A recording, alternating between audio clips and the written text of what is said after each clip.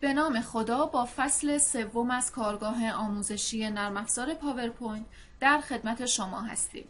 در این فصل به منوی هوم میپردازیم که درباره گزینه‌ها، ایجاد اسلاید جدید، دستیابی به قالب بندی‌های مختلف یک ترم، افزودن متن، ویرایش متن، درج اشکال، طراحی اشکال، جستجو و جایگزینی عبارات و فونت‌ها و انتخاب موضوع صحبت می‌کنیم.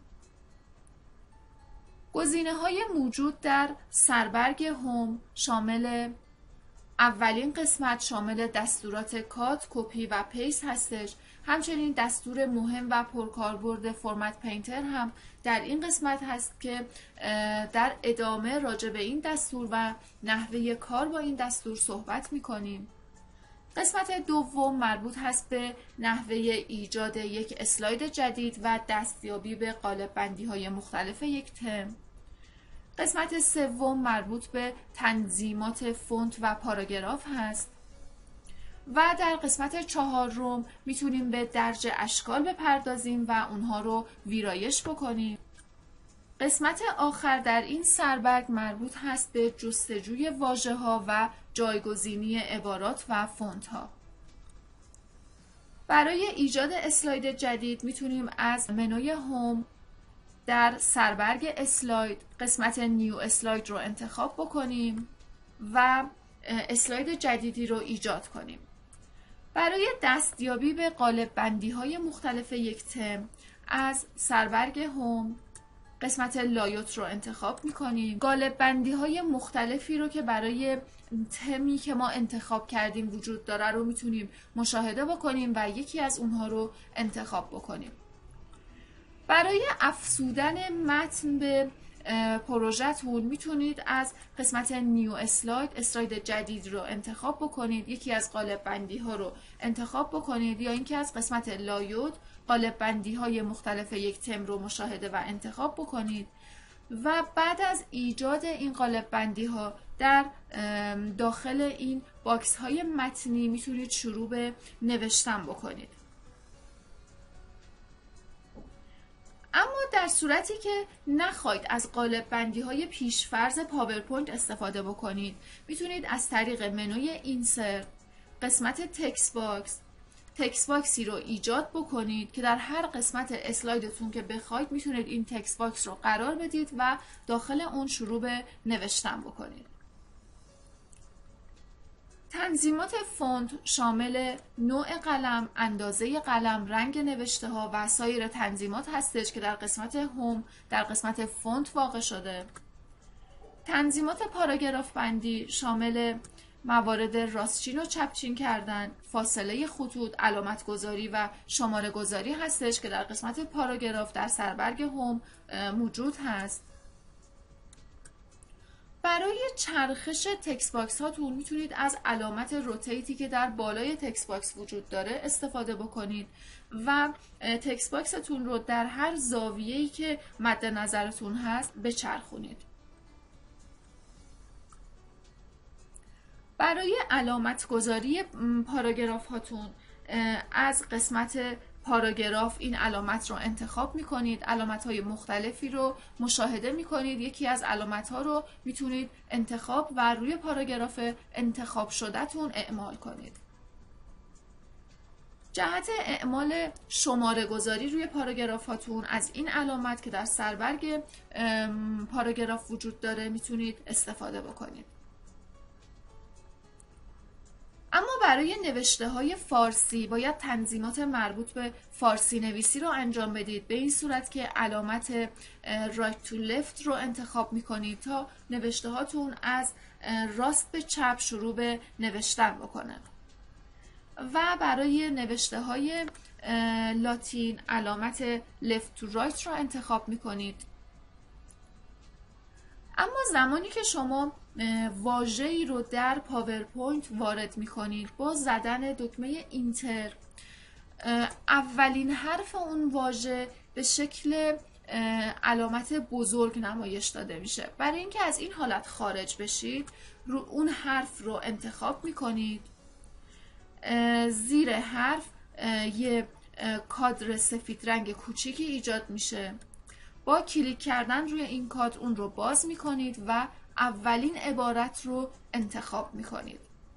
به این صورت میبینید که حروف بزرگی که در پاورپوینت ایجاد شده بود تبدیل به حروف کوچیک میشه و اگه بخواید دوباره به همون حالت برگردید باز هم از همین علامت سفید رنگ کنار واژه کوچیکمون استفاده میکنیم و با روشن کردن عبارت اول به وضعیت قبل برمیگردیم.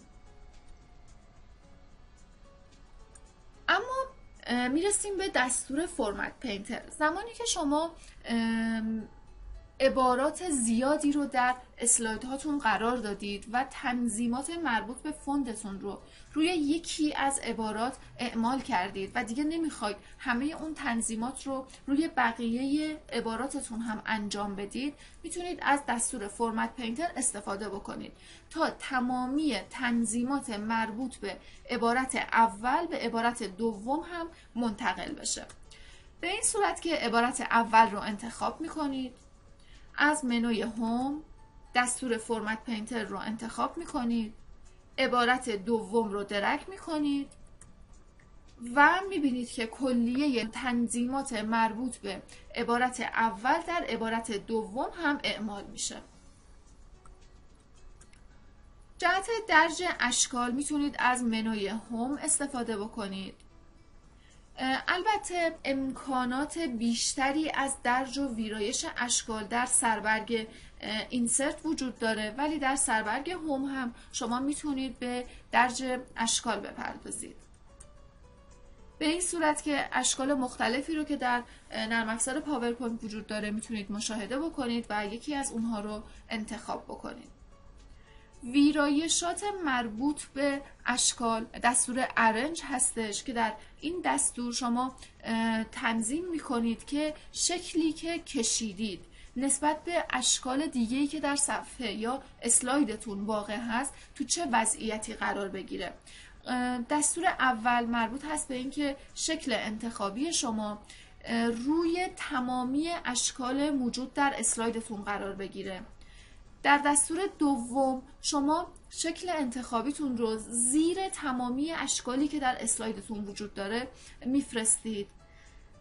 عبارت دستور سوم شما شکل انتخابیتون رو فقط روی آخرین شکلی که ترسیم کردید قرار میدید و دستور چهارم مربوط هست به اینکه شما شکل انتخابیتون رو زیر آخرین شکلی که موجود هست قرار بدید. قسمت بعدی مربوط هست به استایل های مختلفی که برای اشکال وجود داره. با کلیک کردن روی این دستور استایل های مختلف رو میتونید مشاهده بکنید و یکی از اونها رو روی شکل ترسیم شده‌تون اعمال کنید.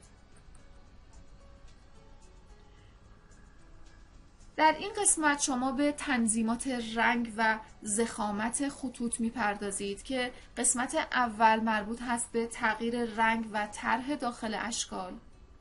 دستور دوم مربوط هست به تغییر رنگ و طرح محیط اشکال و دستور سوم مربوط هست به ایجاد اشکال سه‌بعدی.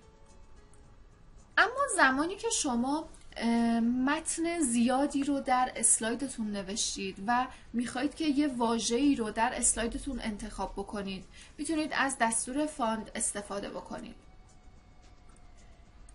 به این صورت که با انتخاب این دستور کادری براتون باز میشه، عبارت یا واژه مورد نظرتون رو در اون کادر وارد میکنید و با انتخاب گزینه فاند نکس میتونید اون واژه رو در اسلایدتون جستجو و پیدا کنید. با زدن دکمه کلوز هم این کادر براتون بسته میشه.